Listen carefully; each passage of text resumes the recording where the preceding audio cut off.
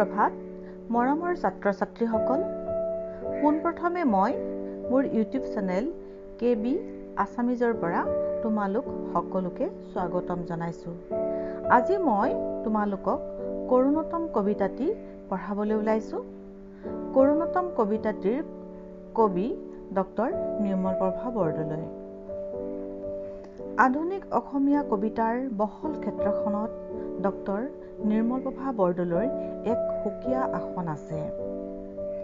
তেখেতে ঘাইকৈ লোকজীৱনৰ আধাৰত কবিতাৰ সৃষ্টি কৰিছিল আৰু আমাৰ পাঠৰ কৰুণতম কবিতাটিও লোকজীৱনৰ আধাৰতেই ৰচনা কৰিছে।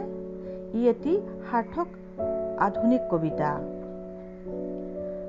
কবি ডক্টৰ নিৰ্মলপ্ৰভা বৰদলৈৰ ওপৰত অকণমান কৈ লওঁ। বৰদলৈৰ 1933 চনত শিৱসাগৰত জন্ম হয়। তেখেতে সন্দিকৈ ছোৱালী মহাবিদ্যালয়ৰ পৰা BA পৰীক্ষাত উত্তীৰ্ণ হয়। 1955 চনত অসমীয়া বিষয়ত গুৱাহাটী বিশ্ববিদ্যালয়ৰ পৰা MA ডিগ্ৰী লাভ কৰে।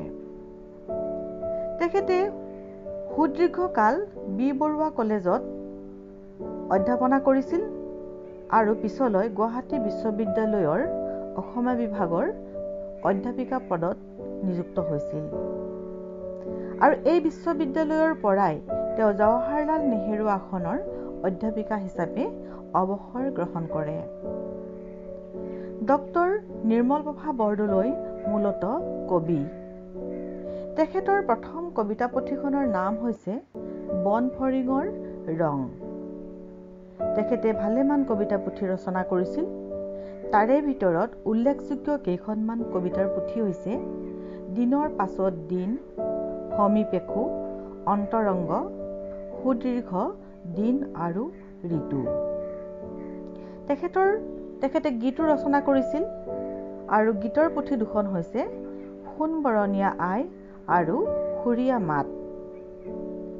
তেখেতৰ গৱেষণামূলক গ্ৰন্থ হৈছে দেৱী, শিৱ আৰু সূৰ্য।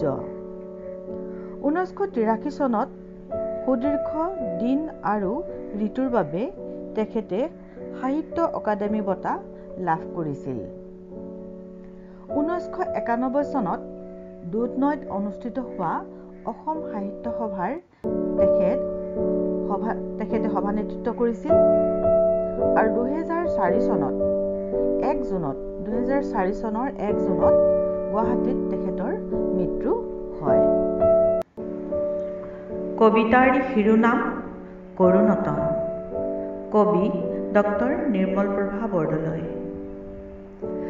আহিনৰ পথাৰৰ গন্ধ কেনেবাকে নাকত আহি লাগিলে মই হেৰা পাওঁ মোৰ দেউতাক। দোকানৰ জাপ ভঙা গামোচাৰ সুবাসত মই হেৰা পাওঁ মোৰ আই। মই মোৰ সন্তানৰ কাৰণে ক'ত থৈ যাম ক'ত? এতিয়া আহোঁ কবিতাটিৰ মাজলৈ। কবিয়ে কৈছে, আহিনৰ পথাৰৰ গন্ধ কেনেবাকে নাকত আহি লাগিলে মই হেৰা পাওঁ মোৰ দেউতাক।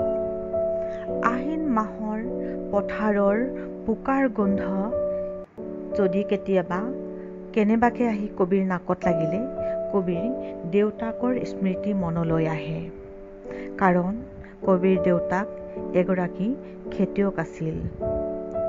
আহিনৰ পথাৰৰ পৰা ভাহি অহা সেউজীয়া গোন্ধ, বোকাৰ গোন্ধ নাকত আহি লাগিলেই কবিৰ গ্ৰাম্য কৃষকসকললৈ মনত পৰে, তাৰ লগতে নিজৰ দেউতাকলৈও। কাৰণ দেউতাকে খেতি কৰি পথাৰত হাল বাই কঁপালৰ ঘাম মাটিত পেলাই খেতি কৰি কবিক পোহপাল দিছিল। কবিয়ে কবিৰ দেউতাকক লৈ গৰ্বিত, কাৰণ কবিৰ দেউতাকৰ কামৰ যথেষ্ট মূল্য আছিল। দেউতাকে সৎ উপায়েৰে নিজৰ কৰ্মৰ যোগেদি ঘৰখন চম্ভালিছিল, লগতে কবিক সৎ উপদেশো দিছিল। দোকানৰ জাপ ভঙা গামোচাৰ সুবাসত মই হেৰা পাওঁ মোৰ আই। কবিয়ে কৈছে, দোকানৰ জাপ ভঙা গামোচাৰ সুবাসত কবিয়ে কবিৰ আইক বিচাৰি পায়। কবি অসমীয়া গ্ৰাম্য সমাজ সংস্কৃতি তথা ঐতিহ্যৰ প্ৰতি সচেতন। অসমীয়া গাঁৱৰ শিপিনীয়ে শালত বোৱা গামোচাখন তাত ৰং বিৰঙৰ ফুল তুলি যি কাৰুকাৰ্য কৰে, সেই আৰ্হিবোৰে কবিক আজিও আপ্লুত কৰে। আধুনিক জীৱন প্ৰবাহৰ কৃত্ৰিমতাৰ মাজত যেন কবিয়ে তেওঁৰ আই মাতৃৰ কৰ্মক সন্মান কৰে।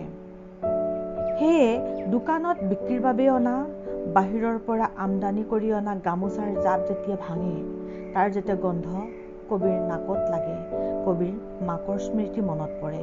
কাৰণ কবিৰ মাক এগৰাকী পাকৈত শিপিনী আছিল আৰু তেওঁ কাপোৰত ফুল তুলি, ৰঙা সূতাৰ ফুল তুলি কবিৰ মাকে কবিক পোহপাল দিছিল। কবিৰ মাকৰ কলা কুশলী গুণ গামোচাৰ বুটা বচা, গামোচাৰ মাজত যেন প্ৰকাশিত হৈছিল। কবিয়ে কবিৰ মাকৰ এই তাঁত বোৱা কাৰ্য বা কবিৰ মাক যে এগৰাকী শিপিনী আছিল, এই কথাক লৈ কবি গৰ্বিত। মই মোৰ সন্তানৰ কাৰণে ক'ত থৈ যাম ক'ত। কবিয়ে গ্ৰাম্য সমাজ আৰু অসমীয়া জীৱনাদৰ্শৰ প্ৰতি গভীৰভাৱে অনুৰক্ত আৰু এই গ্ৰাম্য সমাজ আৰু অসমীয়া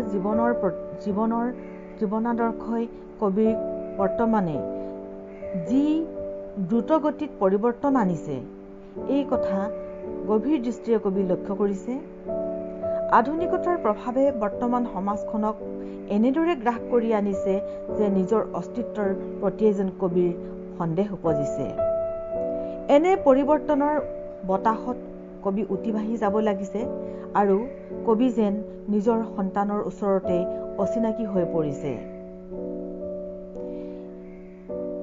কবিয়ে শেষত কোৱা মই মোৰ সন্তানৰ বাবে ক'ত থৈ যাম ক'ত, ইয়াৰ যোগেদি কবিৰ সামাজিক দায়বদ্ধতাৰ ভাৱ আৰু মানুহৰ প্ৰতি সচেতনতাৰ আহ্বানো যেন ধ্বনিত হৈছে।